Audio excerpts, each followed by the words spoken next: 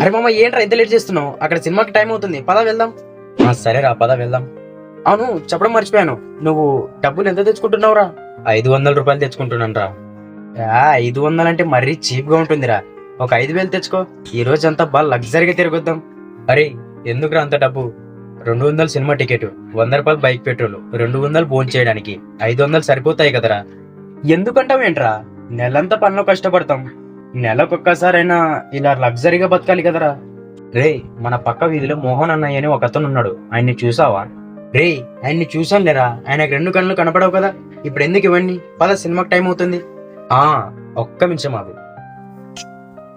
ఆయనకు నెలకొచ్చేసి 6,000 రూపాయలు పెన్షన్ డబ్బులు వస్తాయి. ఆ పెన్షన్ డబ్బులు ఆ నెల మొత్తం సర్దుకోవాలి. మనం చూస్తే ఒక్క రోజుల్లోనే 5,000 అయిపోగొట్టాలనుకుంటున్నాం. ఇప్పుడు చెప్పు, నువ్వేమనుకుంటున్నావు? నేను చెప్పింది కరెక్టా రాంగా? అవునరా మామ, నువ్వు చెప్పింది కూడా కరెక్టేరా. మనవి మధ్య తరగతి కుటుంబాలరా, మనం దుబారా ఖర్చులు చేయకూడదు.